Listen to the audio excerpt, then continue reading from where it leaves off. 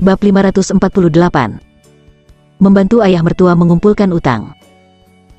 Pada hari Sabtu, Aurora Bliss pergi bekerja lembur di perusahaan pagi-pagi sekali, dan Kenzie meninggalkan villa dan berjalan-jalan di hutan terdekat. Tidak butuh waktu lama bagi Jaden Blue untuk membawa orang ke hutan ini untuk melaporkan berita yang dikumpulkan dalam beberapa hari terakhir ke Kenzie. Kuil Teratai Putih, saya sudah mengatur personel untuk melakukan penyelidikan berdasarkan petunjuk yang ada. Sayang sekali seorang biksu wanita dari kuil Teratai Putih yang awalnya ditangkap oleh Yuna Seira. Tadi malam, wanita biksu yang ditangkap itu melarikan diri dari pusat penahanan dengan cara yang aneh. Kami sangat curiga bahwa sangat mungkin seseorang di dalam kantor polisi sedang terlibat. Mungkin ada semacam kekuatan resmi di belakang kelompok biksu perempuan di kuil Teratai Putih yang ingin merugikan Tuan Muda. Kenzie duduk di tepi danau, merokok. Dia bertanya, apa tidak berhubungan dengan ibu kota? Saya tidak memiliki keluhan dengan kuil Teratai Putih, tetapi tiba-tiba sekelompok biksu perempuan dari Teratai Putih Temple ingin berurusan denganku. Ini kemungkinan diinstruksikan oleh saudara tiriku Ricky Harimurti. Jaden Blue mengangguk. Aku juga menilai hal yang sama. Tapi masalah ini masih perlu dikonfirmasi lebih lanjut, dan kita tidak bisa bersikeras karena keraguan bahwa itu adalah Tuan Muda Ricky yang mengambil tindakan terhadap Anda. Bagaimanapun, Tuan Muda Ricky adalah adik laki-laki Anda. Jika tidak ada bukti yang meyakinkan, saya sarankan Tuan Muda menunggu sebentar dan jangan membuat masalah dengan Tuan Muda Ricky. Kenzie tidak berbicara setelah mendengar ini. Dia tahu pikiran Jaden Blue. Bagaimanapun, Jaden Blue adalah orang kepercayaan yang dikultivasikan oleh ayahnya. Semuanya harus dipertimbangkan dari sudut pandang ayahnya terlebih dahulu, dan ayahnya tentu tidak ingin kedua putra kandungnya saling membunuh. Hanya saja Kenzie tidak peduli dengan apa yang dipikirkan ayahnya. Selama dia memiliki kesempatan, dia tidak akan bersimpati, dan dia mungkin akan membunuh Ricky Harimurti yang ingin berurusan dengannya lagi dan lagi tanpa ragu-ragu. Ngomong-ngomong, apa yang terjadi dengan pihak Hikawa Ibe? Aku tidak langsung setuju untuk kembali ke Kyoto untuk menikahi Yumiko. Apakah dia kecewa? Kenzie beralih ke topik Yumiko. Jaden Blue berkata dengan hormat, Tuan Hikawa Ibe tidak terlalu kecewa. Mungkin dia sudah siap secara mental dan tahu bahwa dia tidak akan melihat hasil yang baik dalam waktu singkat ketika dia datang ke 4X kali ini, jadi dia meninggalkan Wakanda dan pergi ke konsulat ibu kota provinsi dan sibuk dengan urusan lain. Oh, dia pergi ke ibu kota provinsi? Kenzie berpikir bahwa itu adalah kebetulan, dan dia juga akan pergi ke ibu kota provinsi dalam beberapa hari, tetapi dia tidak menyangka Hikawa Ibe juga pergi ke ibu kota provinsi. Jaden Blue berkata dengan hati-hati, Tuan Muda, ada satu hal yang saya tidak tahu apakah saya harus mengatakannya. Dalam beberapa bulan, kakek kandung Anda akan berulang tahun ke-80. Jika Tuan Muda setuju dengan syarat yang diajukan oleh Hikawa Ibe dan pergi ke ibu kota Jepang dan secara resmi mengadakan kontrak pernikahan dengan Wali Ratu Yumiko, saya yakin ini akan sangat bermanfaat bagi masa depan Tuan Muda. Kakekmu, termasuk seluruh keluarga Harimurti di ibu kota, pasti tidak akan mengabaikan keberadaanmu lagi, dan mereka pasti akan berharap bahwa kamu akan kembali ke keluargamu dan mengenali leluhurmu. Setelah mendengar ini, Kenzie mengucapkan kata kotot kentut. Dia membuang puntung rokoknya dan melihat ke danau yang berkilauan. Saya adalah saya, dan keluarga Harimurti adalah keluarga Harimurti. Saya tidak pernah berpikir untuk kembali ke keluarga Harimurti di ibu kota, dan saya tidak ingin untuk mengenali orang-orang tua yang hanya melihat kepentingan dan tidak peduli tentang hubungan keluarga sebagai leluhur. Saya sendiri di tangan ibu saya ketika saya dibesarkan, jadi dalam kamus saya hanya memiliki ibu, tidak ada ayah, apalagi kerabat lainnya yang memperlakukan saya seperti tidak pernah ada. Adapun ulang tahun ke-80 lelaki tua keluarga Harimurti, jangan sebutkan itu kepada saya di masa depan. Setelah mendengar ini, Jaden Blue sedikit malu dan tidak tahu bagaimana membujuknya untuk sementara waktu. Ayah Kenzie, Winji Harimurti, mengirim orang kepercayaannya, Jaden Blue, ke sisi Kenzie. Tapi sekarang tampaknya sikap berprasangka Tuan Muda terhadap keluarga Harimurti tidak banyak berubah. Jaden Blue mau tidak mau berpikir, sepertinya dia hanya bisa memikirkan cara dari ibu Tuan Muda, Rati Wijaya, untuk membiarkannya maju dan bujuk dia. Setelah Jaden Blue pergi, Kenzie memanfaatkan waktu luang yang langka ini untuk duduk bersila di hutan tepi danau yang tenang ini untuk berlatih energi dalam. Selama beberapa bulan berturut-turut Kenzie telah berlarian, tidak ada banyak waktu tenang untuk berlatih. Itu seharusnya menjadi praktik yang sangat penting dalam hidupnya, tetapi baru-baru ini dia menjadi malas dan malas. Kenzie tahu dalam hatinya bahwa dia tidak bisa kehilangan latihannya. Jika dia tidak bisa menjadi lebih kuat, lain kali dia menghadapi biksu iblis yang ingin berurusan dengannya di kuil teratai putih, dia tidak akan memiliki keberuntungan seperti sebelumnya.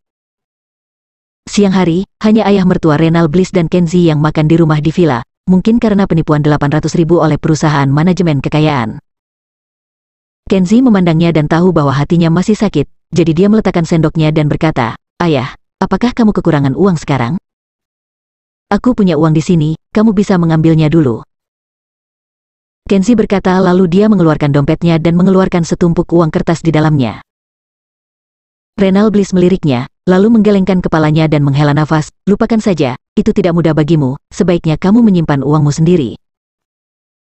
Awalnya aku ingin menyimpan uang untukmu dan Rora untuk menikah lagi, aku akan memberi kalian berdua pernikahan yang layak, tetapi sayangnya semua itu diambil oleh ibumu untuk manajemen keuangan, dan sekarang telah menjadi sia-sia. Saya khawatir uang itu tidak akan pernah kembali." Kenzie diam-diam merasa hangat di hatinya setelah mendengar ini. Jika ada penatua yang memperlakukannya dengan baik kecuali ibunya Ratih Wijaya, itu adalah ayah mertua yang jujur di depannya. Di masa lalu, ketika Kenzie dan Aurora Bliss memiliki hubungan yang buruk, ayah mertua ini tidak pernah ingin putrinya menceraikan menantunya.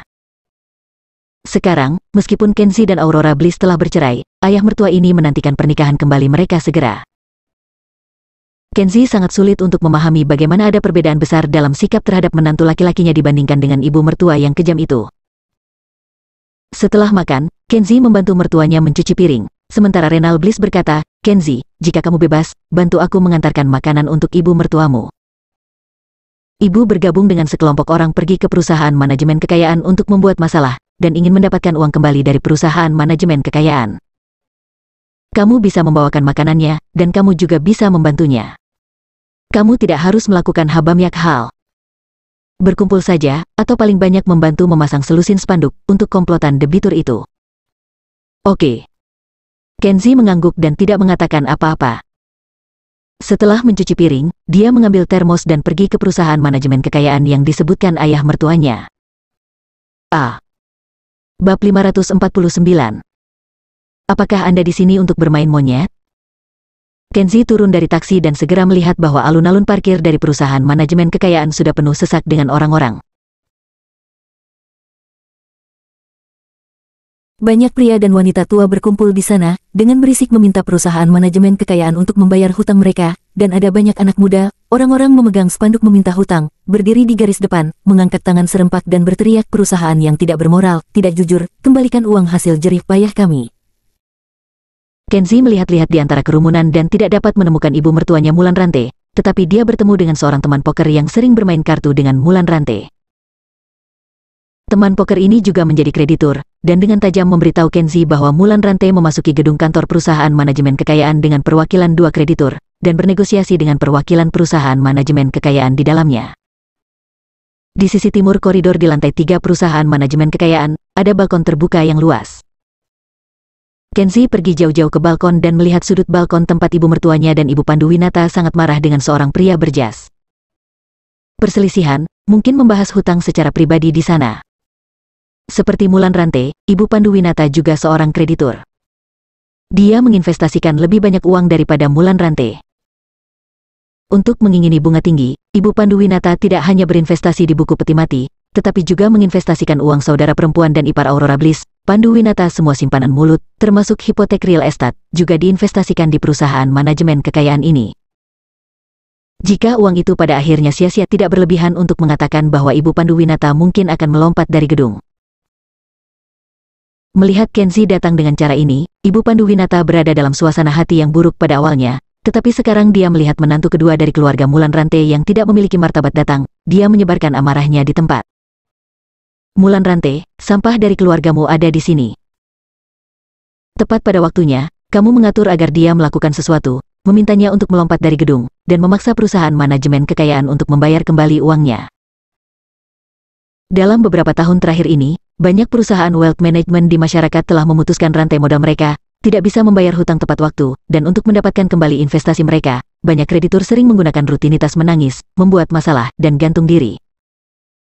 Trik paling mematikan adalah melompat dari gedung di depan orang lain. Ketika Mulan Rantai mendengar apa yang Ibu Panduwinata katakan, dia benar-benar menyeret Kenzi, dan berkata dengan wajah sedih, "Kamu datang tepat waktu, tolong aku dengan cepat. Pergi ke balkon dan berdiri di tepi. Ketika wartawan media datang, saya akan memberitahu Anda untuk melompat dari gedung, dan Anda akan melompat ke bawah." Setelah mendengarkan itu, Kenzi berbalik dan pergi. Kembalilah untukku." Mulan Rantai buru-buru meraihnya dan memberikan pelajaran yang masuk akal. "Bagaimana sikapmu? Jangan lupa, aku ibumu. Jika bukan karena aku yang membesarkanmu selama bertahun-tahun, mungkin kamu sudah mati." Ibu Panduwinata mendengus dingin di samping, dan berkata dengan nada menghina, "Kenzi, dia ingin kamu melompat dari gedung untuk kebaikanmu sendiri. Jika ibumu tidak kembali dengan 800.000, di masa depan keluarga Anda hanya akan dapat minum dan makan angin. Keluarga Bliss telah mendukung Anda selama bertahun-tahun, sekarang saatnya bagi Anda untuk membayar. Jika Anda tidak ingin sia-sia selamanya, tunjukkan keberanianmu dan lompat dari balkon." "Ini baru lantai 3, kamu sangat muda, kamu tidak akan mati jika kamu melompat." Kenzi mencibir diam-diam setelah mendengar ini, dan benar-benar ingin menamparkan wajah Ibu Panduwinata dengan kejam. "Baiklah, berhenti bertingkah di depanku, kalian bertiga. Melompat dari gedung tidak akan berhasil untuk perusahaan kami." Pada saat ini, pria berjas dari perusahaan manajemen kekayaan di sebelahnya memberi Kenzi tatapan mencemooh, dan kemudian berbicara dengan arogan, "Bahkan jika kalian berdua ingin si idiot ini melompat dari gedung, perusahaan kami tidak akan membayar sepeser pun. Jika kalian berdua ingin memulihkan kerugian, Anda hanya dapat melakukan apa yang saya katakan barusan. Kamu akan mengambil 30%, aku akan mengambil 70%. Ibu Mulan Rantai dan Panduwinata sedikit cemas setelah mendengar ini, dan mereka tidak peduli tentang Kenzi dan bernegosiasi dengan penuh semangat. Kenzi mendengarkan di samping, pria berjas itu bernama Glenn, dan dia harusnya menjadi orang yang bertanggung jawab atas perusahaan manajemen kekayaan ini. Menurut dia, Ibu Mulan Rantai dan Panduwinata tidak bisa mendapatkan kembali uangnya secara utuh, tetapi mereka bisa mendapatkan 30%, 70% lainnya akan dianggap sebagai biaya manfaat untuk pria berjas. Jelas, perusahaan manajemen kekayaan ini tidak begitu sulit dan tidak dapat memberikan sepeser pun, tetapi situasi saat ini adalah terlalu banyak kreditur. Dalam menghadapi begitu banyak kreditur bermasalah, perusahaan manajemen kekayaan hanya dapat menutupi piring, dan tidak ada hutang yang akan dibayar. Dan jika Ibu Mulan Rantai dan Panduwinata bersedia menerima kondisi yang ditawarkan oleh pria berjas itu akan memprioritaskan pembayaran utang mereka, memungkinkan mereka untuk benar-benar mendapatkan 30% kembali untuk dikonsumsi perlahan, dan kemungkinan akan dikonsumsi sampai akhir, dan Anda tidak akan bisa mendapatkan sepeser pun, dan kerugian nyata akan hilang. Ibu Panduwinata merasa dibantai, dan sangat tidak mau. "Manajer Glenn, saya mohon Anda untuk mengangkat tangan, hanya mendapatkan 30% kembali, itu benar-benar terlalu sedikit. Saya menginvestasikan begitu banyak uang secara total, jika hanya mendapat 30% kembali, itu bahkan melunasi hutang." Manajer Glenn cemberut dan berkata, "Bibi, kamu terlalu serakah. Jika bukan karena putramu Panduwinata, yang adalah temanku, aku tidak akan bahkan peduli dengan kalian berdua. Demi wajah Panduwinata, aku akan memberimu 30%, itu sudah terlalu tinggi. Jika kamu masih ingin menawar, maka ketika aku tidak mengatakannya, kalian berdua bisa turun dan terus membuat masalah dengan kreditur lain. Hanya saja pada akhirnya, ketika tidak ada sepeser pun yang tersisa di perusahaan, jangan salahkan saya karena tidak membantu. Tunggu, jangan pergi." Ibu Panduwinata dan Mulan Rantai buru-buru meraihnya, dan tidak tahan lagi, 30% adalah 30%. "Meskipun saya telah dibantai dengan ganas, itu lebih baik daripada tidak mendapatkan 1 sen pun kembalian." Pria berjas bernama Glenn menunjukkan ekspresi puas, dan mengatakan beberapa kata dengan munafik dan sopan, dan kemudian mengeluarkan kontrak hutang dan bantalan tinta dan barang-barang lainnya dari tas kerja, jelas untuk melalui prosedur penghapusan hutang dengan keduanya. Memanfaatkan waktu luang ini, Kenzi berjalan ke sudut dan menggunakan ponselnya untuk menelepon Leo Walnut, seorang kenalan lama. Leo Walnut dapat dikatakan sebagai nenek moyang dunia pinjaman di tanah di Wakanda. Selama itu di tanah di Wakanda, 8 dari 10 perusahaan manajemen kekayaan akan melihat wajah Leo Walnut, bos bawah tanah.